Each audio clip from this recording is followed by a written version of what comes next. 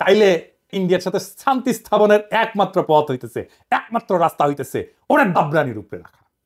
আরেকটা উদাহরণ দিই, 1962 সালে ইন্দোচীন যুদ্ধে চীনা সেনারা ভারতের সেনাদের নাকানি জমিতে খাইছিল, একটা অংশ দখল করে নিয়েছিল। ভারত তখন দ্রুত নাকে খত দিয়া চীনের সাথে শান্তি স্থাপন করেছিল, কারণ ভারত জানতো যে চীনকে আক্রমণ করলে তাদের খবর আছে, বুঝেছাও? তার মানে ওরে যত দাবরানির উপরে রাখবেন ও শান্তি শান্তি করে আপনার কাছে আসবে। 1 নাম্বার সূত্র কয়া দিলাম। তাই আমাদের সেনাবাহিনীর সাহস নিয়ে লড়াই করার কিছু ডেমো ভারতকে দিয়ে দিতে হবে। আমরা অলরেডি একটা ডেমো দিছি যখন নতুন করে বর্ডারে কাঁটাতার লাগাতে গেছিল না, কিন্তু এটা তেমন কোনো ডেমো হয় নাই, এটা আরেকটু ভালো করা লাগবে আর কি। আবার ফাজলামি করলে না, রোমারির কথা মনে করাই দিতে হবে, কলে মাথায় ঢুকাই দিতে হবে যে ভারতকে দৌড়ের উপরে রাখলে তারা শান্তির কথা বলবে। ওর তত্ত্ব দিয়াই ওরে মাইক দিতে হবে। ও কেমনে কূটনীতি চালায়, ওর কূটনীতির মাইন্ডে কি কাজ করে সেটা বুঝা ওর মতো যদি কাজ করেন তাইলে কেস ফতে। এবার আসেন যুদ্ধনীতি। কৌটিল্যের যুদ্ধনীতি কি? কৌটিল্যের মতে একজন রাজা তখনই যুদ্ধের জন্য আক্রমণ করবে যখন দেখবে যে তার অবস্থান শত্রুর চেয়ে শক্তিশালী। কথা সত্য। এই যে 1971 সালের কথাই ধরেন না, পাকিস্তান যখন আমাদের আক্রমণ করলো তখন ভারত আমাদের সাথে এসে সাথে সাথে যুদ্ধ করে নাই। তারা দেখিছে যে আমাদের মুক্তি বাহিনী কতটুকু যুদ্ধ করতে পারে। যখন মুক্তি বাহিনী আমাদের পাইরা ফেলাইছে না পাকিস্তানি বাহিনীদের, যখন দেখেছে যে মূল কাম সাইরা ফেলাইছে, তখন 3রা ডিসেম্বর 71 সালের মুক্তিযুদ্ধের শেষের মাত্র 13 দিন আগে যৌথ কমান্ড গঠন করিয়া মুক্তিযোদ্ধাদের ক্রেডিট নিয়ে বাংলাদেশকে স্বাধীন করিয়া দেওয়ার ক্রেডিট নিয়ে নিছে। বুঝছাও? এটা হইল ভারতের সাম্বাজ যুদ্ধনীতি। এরা তখনই যুদ্ধ করবে যখন তারা বুঝে যে তাদের জেতার সম্ভাবনা 100%। অনেকেই জানেন যে শেখ মুজিবের বান্ধবী হয়েছে ইন্দিরা গান্ধী, সেই সময়ের ভারতের সেনাপ্রধান জেনারেল মানেকশকে জুন মাসে কইছিলেন যে এই যুদ্ধ শুরু করতে, কিন্তু রাজি হন নাই। কারণ তখন বাংলাদেশে বর্ষাকাল এবং তাদের সেনারা বাংলাদেশে বর্ষায় যুদ্ধ করলে পাকিস্তানের কাছে গোয়ারা আসবে। সত্যি কথা, আমার কথা না, মানেকশর কথা। তার মুখে শুনেন দাও কি কইছে, এডিটর সাহেব শুনে দেন। And if I were to go in, I guarantee you 100% defeat. I said to Mrs. Gandhi, will you now give me your orders? All right. Cabinet would meet again at 4 o'clock. So everybody started walking out, I being the junior one. A smile on my face as I was going out. She said, Chief, stay behind. I said, Prime Minister, before you open your mouth, shall I send in my resignation on grounds of health, mental or physical? And she said, oh, sit down, Sam, tell me. Everything you told me is the truth. I said, yes, everything I've told you is the truth. I said, it's my job to fight to win, not to lose. She smiled at me, she said, all right, Sam, you let me know when you're ready. এই যে 13 দিন যুদ্ধ করেছিল, যুদ্ধের পরে যে লুটপাট শুরু করেছিল, সেই সময় কিছু বীর সেনা অফিসারের কারণে ঠিক মতো করতে পারে নাই। মেজর জলিলের কথা মনে আছে, সে বাধা দিছিল, তারে গুম করে ফেলছিল। ওই সময় যে করতে পারে নাই লুটপাটটা, এটা গত 53 বছর ধরে পোষায় নিচ্ছে ইন্ডিয়া। তাই আমাদের সশস্ত্র বাহিনীকে মনে রাখতে হবে যেন ভারত কখনো এমন সুযোগ আছে বলে ভুলও না করে। প্রফেসর ইউনূসের সেনাবাহিনীর শীতকালীন মহড়ায় যাওয়ার ব্যাপারটা অনেকটা সেই রকম। আমি খুবই পছন্দ করেছি এটা। অনেকে না বুঝলেও আমাদের সবার শ্রদ্ধেয় প্রফেসর ইউনূস স্যার বুঝতে পারিছেন যে এই মহড়ার কত গুরুত্ব। এইসব মহড়া ঘন ঘন করতে হবে, বুঝছাও? শুধু শীত না, বর্ষাতেও করতে হবে। যে শীত বর্ষা কিছুই যে ভারতের কোনো কাজে আসবে না, ওটা বুঝা দেওয়া লাগবে, বুঝছাও? ভারতের মনে যেন ভয় অটুট থাকে, তারা যেন কোনোভাবে বাংলাদেশকে আক্রমণের খায়েশ করতে না পারে। এখন কৌটিল্যের মতে ভারত এই যে যুদ্ধ নীতি, এটা কেমনে করবে? এটা 3 ভাবে করবে, 3 প্রকারে করবে। কি কিভাবে? এটা হইতেছে সরাসরি যুদ্ধ, এটা হইতেছে গোপন যুদ্ধ, কিছু কথা থাক না গোপন, আর এটা হইতেছে অঘোষিত যুদ্ধ, মানে ঘোষণা না দিয়া যুদ্ধ, বুঝছাও? ভারত আমাদের সাথে সরাসরি যুদ্ধে যাবি না, ওই সাহসী নাই। ওই যে বুঝিছে না, এখানকার পোলা পাইন এবং বন্দুকের সামনে বুক পাইটা দেয়, তারপরে নড়ে না। তো এর সাথে যুদ্ধ করা যায়।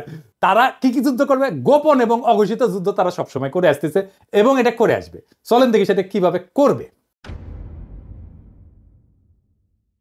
গোপন যুদ্ধ হইল সেটা সেই পন্থা যেটা দ্বারা ভারত আমাদের একদিকে আক্রমণের আশঙ্কা তৈরি করবে আর আমাদের সেনাদের সেই দিকে ব্যস্ত রাখবে, কিন্তু ভারত আমাদের আক্রমণ বা ক্ষতি করবে অন্য দিক থেকে, বুঝছাও? মাথায় ঢুকে নাই, তাই না? ধরেন আমাদের দক্ষিণে তো আরাকান রাজ্য, একটা নতুন রাখাইন দেশ হওয়ার সম্ভাবনা আছে, তাই না? ভারত রাখাইন দেশকে দিয়ে বাংলাদেশের নাপ নদী সংলগ্ন বর্ডারে উত্তেজনা তৈরি করবে। আর আমরা যখন ওইদিকে সামলাইতে ব্যস্ত হয়ে যাব, তখন উত্তরবঙ্গ বা অন্য কোনো বর্ডার দিয়া সে আক্রমণ করার চেষ্টা করবে। এটা বুঝতে ভারতের ওই হকার সাংবাদিক ময়ূক রঞ্জনের একটা ভিডিও দেখি, চলেন। সে কইতেছে যে বাংলাদেশের চিকেন নেক নিয়ে নিলে ভারত ফেনী দখল করিয়া চট্টগ্রামকে আলাদা করে দিবে। শুনেন। এটিকে বলা হয় বাংলাদেশের চিকেন স্নেক। বাংলাদেশের এই চিকেন স্নেক অবরুদ্ধ করতে ভারতের সময় লাগবে 5 মিনিট। বাংলাদেশের চিকেন স্নেক এটা যদি কাট অফ করে দেওয়া হয় তাহলে গোটা বাংলাদেশের ভূখণ্ডের সাথে চট্টগ্রামের কোনো সম্পর্ক থাকবে না। এই ফেনীটা যদি কোনোভাবে কাট অফ হয়ে যায় বা দখল হয়ে যায় বা অবরুদ্ধ হয়ে যায়, গোটা বাংলাদেশের এত বড় এত জেলা সহ যে বাংলাদেশ, সেই বাংলাদেশ থেকে কাট অফ হয়ে যাবে চট্টগ্রাম। এবার এটা মৌলবাদীদের কি করে লোকে বোঝাবে? অর্থাৎ ভারত আমাদের চট্টগ্রামের ভয় দেখাইতেছে যেন আমরা এদিক নিয়ে ব্যস্ত হয়ে যাই আর ভারত আমাদের অন্যদিকে দেয়, বুঝছাও? সেই প্ল্যান তো আজকে ফাঁস করে দিলাম, তাই না? এবার চলে অঘোষিত যুদ্ধ কেমনে ভারত করবে। এইটা আসলে ভারতের সবচেয়ে পছন্দের যুদ্ধ, বুঝছাও? এই যুদ্ধে তারা তাদের সরকারি এজেন্ট, ধর্মীয় এজেন্টদের ব্যবহার করবে।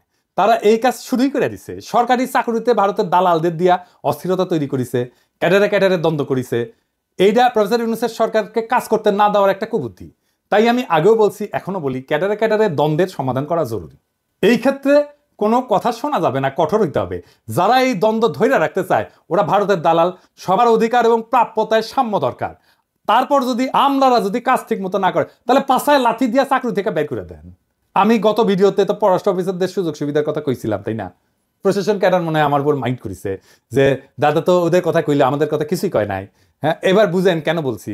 যতদিন ক্যাডার ক্যাডার দ্বন্দ্ব থাকবে ততদিন আমাদের সার্বভৌমত্ব ভারতের আগ্রাসী নীতির হাতে পরাজিত হওয়ার সম্ভাবনা থাকবে। এটা তো আমরা হতে দেবো না, তাই না? তবে সুযোগ সুবিধা পাওয়ার পর আমার কূটনীতিক সহ 25 ক্যাডারের ভাই বোনেরা যদি কাজ না করেন আর ভারতের চামচামি না ছাড়েন তাইলে আপনাদের কলে খবর আছে, কইয়া দিলাম, বুঝছেন? আমি যখন ধরি না তখন তো কচ্ছপের কামড় দিয়া ধরি। আর একটা উদাহরণ দিই, ওই যে চিন্ময় প্রভুপাদের কথা মনে আছে না? ওরে দিয়া ভারত সুন্দর একটা গেম সাজাইছিল কলে, যেন হিন্দুরা এই সরকারের বিপক্ষে কাজ করে। সাথে ভারতের কিছু বেতনভোগ বাংলাদেশি দালালও ছিল, ওই যে প্রথম আলো, তার দিল্লি স্টার, এটা আছেই। কিন্তু স্যার সেই ওকে আসার মেরে দিচ্ছে ভালো করিয়া। একইভাবে দিল্লির সাতপন্থীদের দিয়া ধনপার মুসলমান তাবলিগের সদস্যের মধ্যে মারামারি সৃষ্টি করছেন, সেটাও আমরা সামলাইছি কলে। এইরকম আরো আসবে, কিন্তু এখন আর লাভ হবে না, কারণ সবাই বুঝে গেছে যে ভারত কিভাবে এই কাজটা করে বা করবে। এইটা ভারতের অনেক প্রিয় মেথড, কিন্তু প্রিয় পদ্ধতি।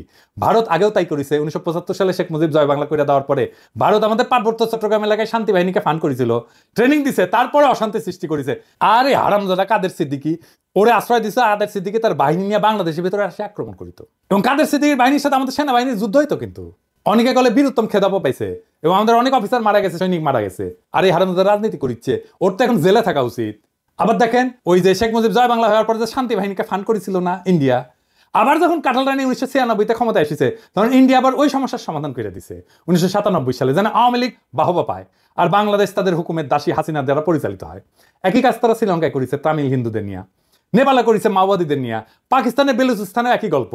বাংলাদেশে যেন তারা এই কাজ করতে না পারে সেই দিকে লক্ষ্য রাখতে হবে। বর্ণ, গোত্র, ধর্ম নিয়ে যারা লাভ দেবে, ঝামেলা করার চেষ্টা করবে, ইসলামকে বাংলাদেশে বিতর্কিত করার চেষ্টা করবে, এরা সবাই ভারতের দালাল, এটা মাথায় রাখতে হবে।